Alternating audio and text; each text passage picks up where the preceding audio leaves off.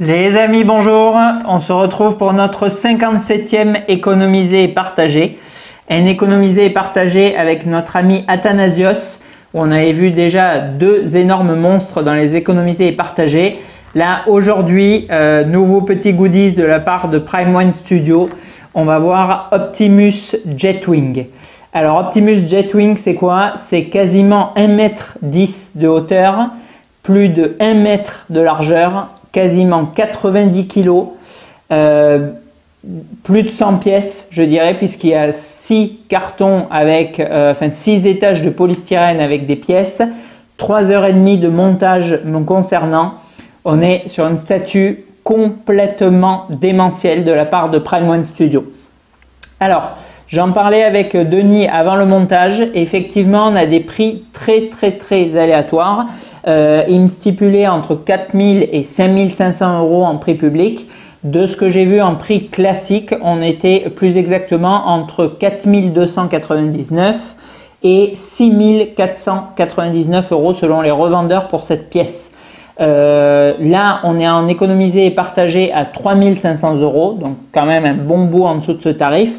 Mais on avait malgré tout effectivement un revendeur qui proposait un prix public avec bien évidemment très certainement une marge et la livraison offerte au même tarif. Alors vraiment des très gros écarts de prix puisque allant quasiment presque du simple au double pour cette pièce et alors qu'on parle déjà de milliers d'euros pour les plus petits prix. Donc effectivement très curieux. Un prix de la part de Prime One Studio qui était du coup supérieur en dollars à ce prix en euros et des frais de livraison bien évidemment très importants puisqu'on a 3 cartons de quasiment 30 kg chaque carton. Alors je vous avais fait, vous vous souvenez, il y a 2 ans je crois maintenant ou 3 ans, le Shockwave, une statue où j'avais mis 2 heures je crois déjà de montage, 2 heures ou 2h30. Je pensais honnêtement en voyant ce Jetwing qu'on serait plus ou moins kiff parce que c'était vraiment balèze. Sur Shockwave il y avait 5 cartons, c'était encore un peu plus lourd, 100 kg je crois de mémoire. Mais j'avais souligné d'après ce que j'avais vu à Thibaut que je pensais qu'il y avait grosso modo le même nombre de pièces et la même durée. Eh bien non, c'était encore pire sur le montage de cet Optimus. J'avoue que 3h30, j'ai quand même vraiment souffert. Alors en termes de poids et d'unbox de polystyrène des colors, ça allait. Franchement, ça coulissait relativement bien. C'était bon, un peu lourd, mais ça allait. Mais alors niveau assemblage, c'était abominable. Franchement, c'était affreux. Voilà, on comprend rien du tout sur clairement. Sur le plan de Prime One, les pièces, elles tiennent pour certaines par magie. Franchement, l'aimant, il est complètement insignifiant. Les ailes, les grandes ailes basses, j'espère pas en prendre une sur la tête au cours de la vidéo parce qu'elles rentrent. Il y en a une des deux qui rentre juste pas du tout, même en chauffant, ça rentre pas. Et elles sont en suspension au lieu d'être, elles pèsent, je sais pas, les ailes, elles doivent faire 3 ou 4 kg chacune. Au lieu d'être pluguées par le haut, bon, et de jouer du coup sur le contrepoids comme c'est déjà le cas par exemple sur la jambe ou sur le canon du Mégatron à l'époque, non, là elles viennent en suspension s'enquiller par le bas. Donc franchement c'est du délire. Malgré tout, on a, je vois le retour caméra, on dirait, vous savez les mini bustes en fait à côté des statues, ben, aujourd'hui c'est moi le mini buste quoi. Complètement n'importe quoi cette pièce, c'est du délire. Alors déjà bon, on voit quand même rarement effectivement des hot toys sur la chaîne, on est quand même habitué aux beaux bébés, mais alors là c'est vraiment n'importe quoi celui-là quoi. Complètement n'importe. Alors voilà, bon, cependant, une fois que c'est assemblé, une fois qu'on a galéré sa maman pour l'assembler, on a quand même un rendu démentiel pour cette pièce. Alors moi je suis pas un ultra fan parce que bon, des Optimus déjà il y en a 3 tonnes chez Prime One et secondo là j'aime pas quand c'est trop surchargé, je trouve que ça devient plus lisible. Bon là c'est même plus surchargé, c'est complètement what the fuck quoi. Il y a Optimus, il est ultra méga gavé avec l'armure Jetfire sur son dos. Malgré tout, franchement, c'est une statue qui est, bon, bien sûr, extrêmement impressionnante de par les dimensions. Déjà que 1 mètre de haut, c'est nimp, mais 1 mètre de large, c'est complètement démentiel. Déjà, la Rotunda qui envoie sacrément du steak en termes de largeur, elle faisait 70. Donc là, on est sur 1 mètre, c'est-à-dire qu'elle fait quasiment 50% de plus de large que la Rotunda. Donc c'est complètement n'importe quoi.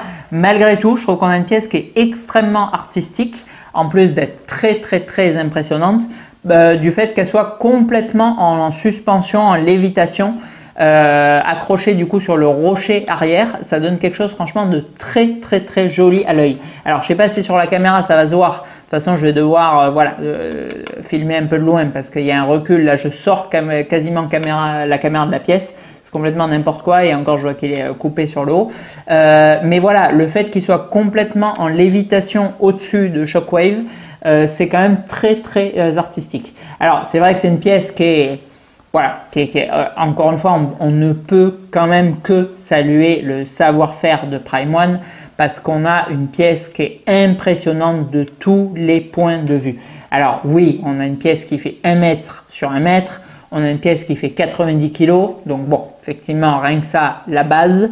Mais en plus, on a une pièce, de par la multitude d'éléments, qui est folle visuellement, quoi. Déjà, les autres Transformers, il y a 20 milliards de détails à regarder. Bon, là, il y en a 200 milliards, quoi. Et en plus, on a quand même, je vous le disais, une réalisation qui est très artistique.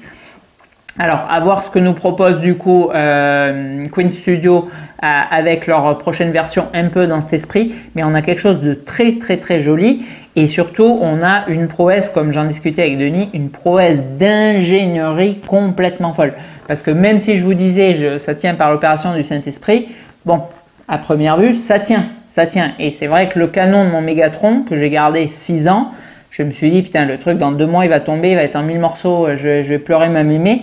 Et en fait, bon, pendant les 6 ans, il n'est jamais tombé. Voilà, donc peut-être qu'il en est de même, je ne sais pas.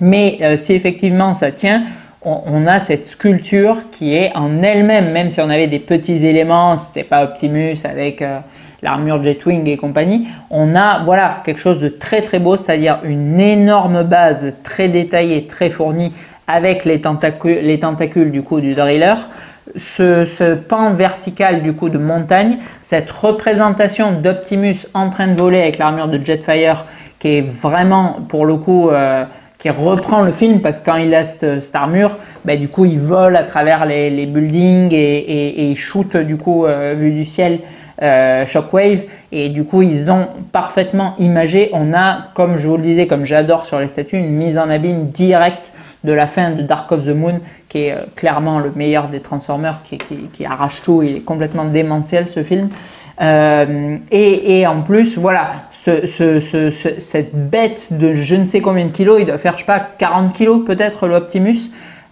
qui est là, qui est accroché par un petit pegs dans le derrière.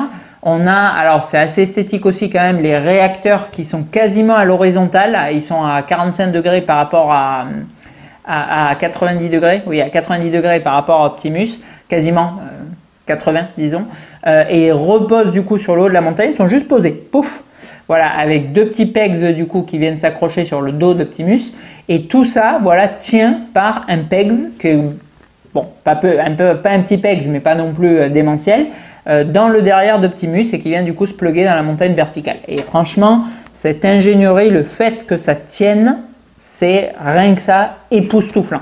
Vraiment, je crois que j'ai jamais utilisé ce mot dans une vidéo. C'est vraiment le terme qui me vient et je trouve qu'il est adéquat. L'ingénierie de cette pièce est époustouflante. Elle est complètement folle, quoi. Voilà, donc bon, est-ce que c'est la plus belle pièce de Prime One Studio? Comme me le suggérait Denis, est-ce que c'est le plus incroyable des Transformers? Est-ce que c'est ce qu'il y a de plus beau? Difficile à dire, ça reste quand même très subjectif.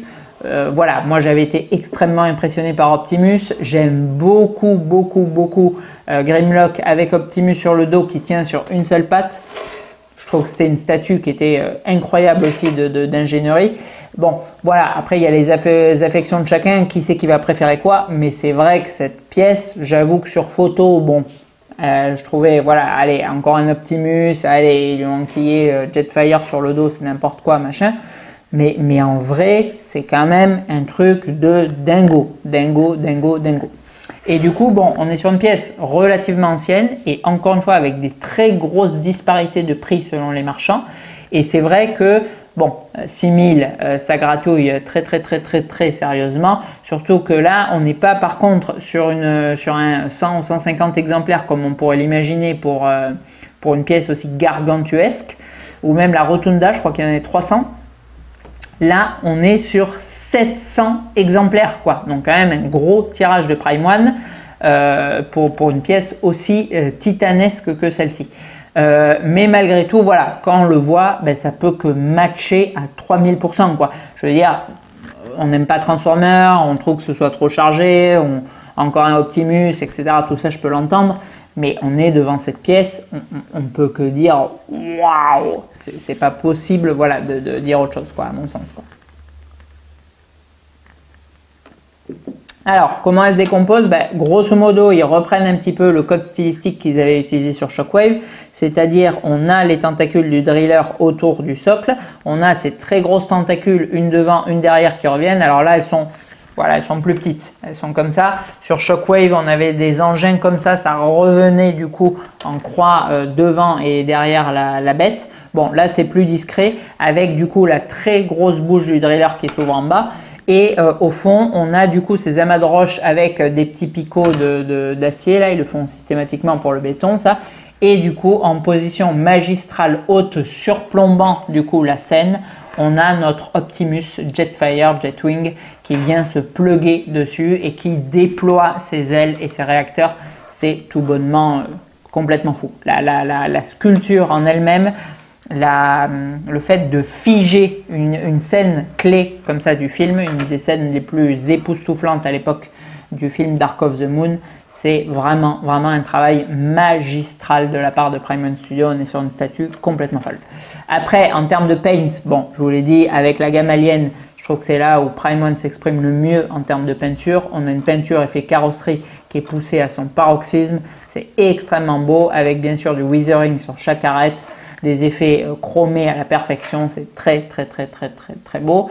Et on a du coup les réacteurs en fusion à l'arrière, avec le côté vraiment irisé, un peu comme on a sur les pots tuning des voitures japonaises, avec voilà, des effets bleu fluo, là, un peu arc-en-ciel sur le bout qui symbolise du coup l'effet de chaleur, qui sont peints à la perfection. Il n'y a aucune bavure, aucun trait net ou pas très net ou approximatif, c'est parfaitement fait. On a un light-up, bon, bien évidemment que je n'ai pas éprouvé parce que je le suis éprouvé d'avoir monté ça pendant 3 ans et demi. Voilà, avec des parties du coup qui vont s'éclairer sur les phares et sur la partie arrière des réacteurs, avec des piles que vous enquillez du coup à l'intérieur du réacteur. Bon, un système assez ingénieux et discret, mais bon, qui restera quand même, je pense, assez secondaire et assez anecdotique. De toute façon, sur toute la gamme Transformers, les light-up, ils ont toujours été très second plan, pour pas dire insignifiant, je trouve. Voilà, sur Megatron, on avait 2 points rouges. Sur Optimus, bon, ça s'allumait un peu plus, mais bon, c'est pas ce qui transcende les pièces. Bon, là, de toute façon, on est sur un tel effet waouh, une telle claque recto-verso, tri-verso, vous faites 3 allers-retours, que de toute façon, bon, c'est pas parce qu'il y a 2 points de lumière en plus que ça va changer quelque chose. Voilà, donc bon, pour ceux bien sûr qui sont attirés par le gargantuesque, par la pièce ultime, par le plus gros Transformer, par tous ces machins, bon, bien évidemment, pas besoin d'attendre la conclusion, on ne peut que plus soyer cette pièce. Et encore une fois, saluer le prix pour la boutique qu'il propose à ce prix-là, à 3500 € livré. C'est quand même assez incroyable, je trouve, quoi. C'est sûr que maintenant, on a grosso modo les grosses entières, c'est-à-dire les 1 tiers avec un peu de décor où on est aux alentours de 30-35 kg qui sont proposés maintenant quasiment entre 2500 et 3000 € en prix public. C'est sûr que rajouter un billet de 500 pour ce monstre gigantesque qu'est le Jetwing, ça paraît quand même relativement cohérent. Maintenant, pour les boutiques, parce qu'il a l'air de s'être très bien vendu du coup en Asie et aussi sur le marché américain, pour les boutiques qui en auront encore en stock après la vague des 2 distributeurs européens, à savoir EO et PBM, bon, là, ça se discute déjà plus d'aller mettre des sommes folles demandées du coup par ces boutiques, à savoir 5 à 6 000 € pour cette pièce. Allez, on va essayer du coup de zoomer. C'est la multitude de détails que propose ça. et on conclura après avec l'intégration du coup de cette pièce dans la très très grosse gamme Transformers que nous propose Primeon Studio. Allez, on est parti du coup pour le zoom de ce colosse. Bon, bien évidemment, il n'est pas sur le plateau rotatif puisqu'il fait environ 2 fois la taille du plateau et 4 fois ce qu'il supporte en poids. Bon, de toute façon, sur la partie arrière, on n'a pas non plus de détails sidérants. Alors, je vais essayer d'aller moins vite que d'habitude parce qu'il y a vraiment des centaines de choses à voir sur cette pièce. Donc, sur la base circulaire, on retrouve du coup les tentacules du driller et les 2 grosses sortants. Ça déjà c'est extrêmement joli parce qu'en plus bon, de la multitude vraiment d'éléments sur ces foreuses, on a un petit peu comme sur les statues manga des cailloux qui sont du coup accrochés dessus pour donner l'effet un peu de vitesse qu'elles sortent du coup et qu'elles transpercent le sol. Ça c'est vraiment très très très esthétique. Ils l'ont repris du coup aussi sur la partie arrière. Hop. Et ça donne déjà franchement un très très très très beau cachet. Après, sur la partie du coup horizontale du socle, on va retrouver toute la bouche monstrueuse avec les tentacules qui chacune sont rouillées, peintes, abîmées de manière différente. Elles sont au nombre de 24 au total et elles constituent du coup cette base horizontale. C'est très très joli. On en retrouve d'ailleurs aussi sur voilà, tout le pourtour du coup des petites parties du driller et voilà, ça donne encore un peu de cachet. Après on attaque notre Optimus. Alors notre Optimus, bon, il a une complexité complètement démentielle et on retrouve comme à l'accoutumée un paint quasi parfait, enfin, si ce n'est parfait, sur les parties effets carrosserie, que ce soit le bleu ou le rouge, les effets métalliques sont extrêmement bien reproduits, ça bave pas du tout, c'est parfaitement net, c'est vraiment très très très joli. Après le buste, bon, il est complètement fou en termes d'ingénierie. Voilà, les parties de porte, de capot qui sont décomposées les unes par rapport aux autres et qui sont du coup mises de manière asymétrique, c'est très très joli. Les épaules pareil, les canons complètement surabusé. Et on peut dire qu'il est un peu équipé, notre Optimus. Pas étonnant qu'il dézingue Shockwave en 2 ou 3 tirs, ce qui est juste surarmé le bordel quoi. Voilà, donc là bon, c'est plus ou moins monobloc, il n'y a pas grand chose à assembler sur ces parties. C'est assez joli en plus parce que du coup vous avez les arrière-bras qui sont très fins et du coup les parties avant qui sont très très massives, très prononcées et ça donne du coup, ça amplifie encore cet effet de Gundam surarmé je trouve quoi. Après on a la tête, c'est la même qu'on voit habituellement, les parties chromées qui le sont à la perfection et après on a ces ailes complètement démesurées qui font, je sais pas, 50 cm chacune, un truc du genre, qui tiennent je ne sais comment, mais en tout cas elles tiennent pour donner voilà, quelque chose de fou. Je vais vous montrer un peu l'arrière quand même. Alors sur l'arrière on a du coup la partie verticale du rocher qui est vraiment bien travaillé, un bel effet pierre de la part de Prime One. Et les réacteurs irisés là, un peu comme voilà, je vous disais les pots un peu tuning là, japonais. C'est vraiment extrêmement bien peint aussi. Et l'effet carrosserie sur toute la tubulure là, des réacteurs. Qui elle aussi, peinture vraiment nickel quoi. Voilà, donc on a vu, bon, lors du zoom, on a vraiment une multitude de détails pharaoniques sur cette pièce. On a malgré tout voilà, un sens du détail. Alors honnêtement, c'est quand même assez fou d'avoir des disparités de qualité aussi importantes, je trouve, chez le même fabricant. On a des pièces tirées des fois à 150, 200 exemplaires des gammes d'ici où il y a quand même des très très grosses approximations et on a à côté ces pièces Transformers qui sont quand même éditées à des centaines d'exemplaires, 700 exemplaires pour celle-ci, donc ça doit demander un travail monstrueux et qui sont absolument parfaites au niveau paint.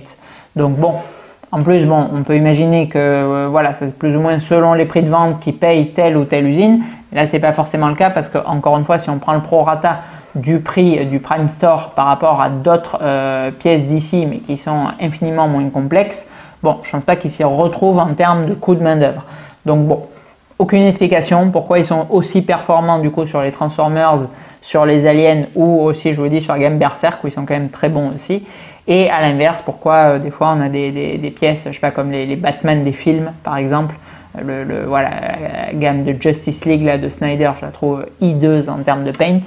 Bon, voilà, est-ce qu'ils ont des contrats avec une usine qui peigne beaucoup moins bien ou il n'y a pas de contrôle qualité, un contrôle qualité plus médiocre, je ne sais pas, bon bref. Voilà, donc pour revenir sur cette pièce, bon, on a vu là, elle ne peut souffrir d'aucune critique. Alors, quelle critique on pourrait émettre sur celle-ci? Honnêtement, à part la difficulté d'exposition, parce que c'est sûr que, voilà, je vous l'ai déjà dit avec la Rotunda, trouver un meuble ou même une place d'exposition pour une pièce de 70 cm de diamètre, ça devient quand même extrêmement compliqué. Quand on dépasse les 50-55, la hauteur c'est rarement gênant. En revanche, la profondeur ou la largeur, ça l'est beaucoup plus. Bon, là, encore une fois, on est sur 50% quasiment d'exposition supplémentaire requise, à savoir 1 mètre de large. Alors après, vous pouvez lui enlever les ailes, mais bon, il y a quand même un peu moins d'aura. 1 mètre de large, ça devient quand même énorme. On est, de toute façon, vous le voyez, je suis sur un bureau classique. Alors le socle est un peu plus petit, mais encore une fois, bon, les ailes ne reposent pas dessus. On arrive à l'avant du meuble et derrière, il dépasse. Donc bon, rien que le socle est extrêmement imposant et voilà, si vous devez enquiller les ailes en plus, ça devient quasiment impossible à part d'avoir du coup des meubles d'exposition sur mesure comme comment il s'appelle, Moducase ou un truc comme ça, ce que font d'ailleurs très très souvent les Asiatiques pour exposer la gamme Transformers. Mais c'est sûr que dans les collections européennes, où est-ce que vous allez mettre ça, si ce n'est voilà, sur une vieille table dans un angle, mais bon, quand même un peu dommage d'avoir une pièce aussi majestueuse et accessoirement coûteuse posée sur un vieux guéridon. Bon, ça devient très très complexe. Donc je pense que le principal frein, si ce n'est le prix, sur cette pièce, ça va être vraiment la difficulté d'exposition. C'est vrai que Prime One part de plus en plus dans ces pièces vraiment gargantuesques et on l'avait déjà vu avec Shockwave, c'était extrêmement compliqué. Avec cette pièce, ça l'est encore plus. On verra très certainement prochainement en review aussi l'Alien Queen où on est apparemment plus ou moins sur les mêmes dimensions, à savoir 1 mètre de large sur 1 mètre de profondeur. Donc bon, encore un truc complètement délirant pour arriver à enquiller ça. Alors, certains vont dire oui, on peut mettre des îlots centrales, etc., etc. Oui, le truc c'est que une fois que quand on a une pièce, genre chez Elite, ça va être le Shape of Water. Oui, on peut faire un îlot central. Bon, là, si vous enchaînez les grosses pièces de Prime One, il faut un îlot central pour la Queen, un îlot central pour Jetwing, un îlot central pour la Rotunda, etc., etc. Bon, ça commence à faire beaucoup d'îlots centraux. Donc, bon. Voilà, donc je pense que ça va être vraiment le principal frein de cette pièce parce qu'après, en termes de transport, bon, 3 gros cartons de 30 kg mais qui n'ont pas des dimensions gigantesques, donc ça se fait.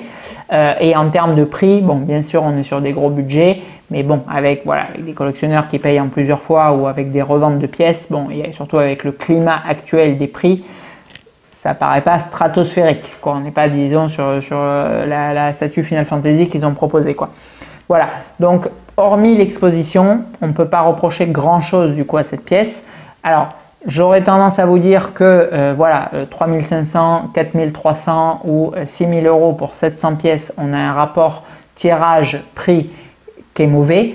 Maintenant, bon, quand on voit ça, quand on voit le travail fourni, quand on voit l'intelligence d'ingénierie et l'effet stupéfiant que propose cette pièce, bon, voilà, même si on a un gros tirage, on lui excuse parce que voilà, parce que c'est tellement beau en fait que là pour le coup on pardonne un tirage un peu excessif. Voilà, donc j'aurais tendance à dire que le prix est justifié. Est-ce qu'il va grimper? Très complexe. Alors on a toujours plus ou moins le même effet de vague, je dirais, avec la cote des Transformers, à savoir qu'ils partent toujours très haut parce que bien sûr ils sont très complexes à à concevoir, ils sont très complexes à fabriquer et à peindre, ils demandent des gros coûts de fabrication, c'est évident vu le nombre de pièces et vu le travail de peinture qu'il y a dessus. Donc ils sont proposés toujours à des tarifs élevés. Ensuite, ils vont être revendus souvent avec pénibilité sur le second marché, donc on va avoir des prix des fois complètement cassés. On a vu des Transformers qui valaient 50% de leur valeur d'origine, c'est-à-dire voilà, des petits robots genre Ratchet ou Blackout qui sortent pas loin de 2K en prix public et qu'on retrouve à 1000 ou 1200 euros en occasion. On a vu des Optimus, des Megatron autour de 2K5 en neuf à 1200 euros en occasion. Et après, une fois qu'ils ont quitté le second marché, on a une espèce d'absence totale de produits Transformers sur le marché d'occasion français en tout cas. Et du coup, l'obligation de les commander dans d'autres pays avec des très gros shipping et souvent des prix avoisinant ceux d'origine, donc des prix élevés. Donc, bien évidemment, si vous achetez cette pièce, c'est vraiment dans l'idée de la conserver et pas de dire dans 6 mois, j'ai un nouveau machin qui me pète pour poster sur Facebook, j'ai besoin de la revendre parce que sinon vous êtes sûr et certain d'y laisser des plumes. C'est vraiment voilà, une pièce achetée en tant qu'immense fan Transformers, pourquoi pas en tant que one-shot puisqu'on est sur le protagoniste principal. Ou alors voilà en Graal Prime One, en Graal de collection ou je ne sais quoi, en pièce vraiment qui va venir un peu en apothéose clôturer une collecte, mais qui ne devra vraiment pas être revendue. Bon, c'est de toute façon une pièce qui est quand même relativement rare. Là, on est du coup sur l'économisé partagé d'Athanasios. On en a un second sur cette pièce qui est prévu, mais j'ai dû du coup l'acheter dans un autre pays parce qu'à l'époque, il n'y en avait pas encore de dispo chez PBM Express. Donc c'est une pièce où il y a quelques unités seulement. Bon, donc voilà, donc là elles sont arrivées en Europe, elles sont chez EO, elles sont chez PBM. Donc si vous voulez en acquérir une, c'est le moment. Après, ça va être quand même beaucoup plus compliqué de trouver cette pièce et la trouver en France, c'est quand même un très gros avantage, je pense, quoi. Voilà, donc on remercie, bon, une fois de plus, alors déjà pour sa fidélité, parce que 3e statut en 6 mois, je crois, un truc du style, qu'on découvre sur la chaîne grâce à Athanasios. Et surtout 3 monuments. On avait vu tout d'abord le Batman Queen Studio on Throne tiré de Dark Knight Metal qui était juste sublimissime. Après on avait vu le Batman Year Zero qui était quand même très sympa. Et là on voit ce Optimus où il a complètement craqué son slip et merci beaucoup à lui parce que du coup on voit une pièce complètement phénoménale dans ce nouvel économisé et partagé. Voilà, donc on se retrouvera à première vue selon ses dires pour 1 ou 2 autres statues aussi prochainement qui ont l'air sacrément violentes.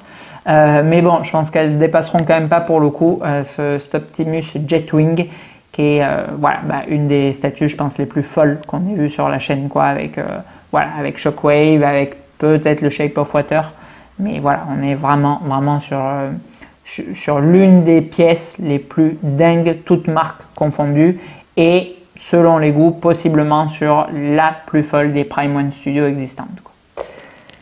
Merci à Athanasios, merci à Prime One Studio pour cet Optimus Jetwing.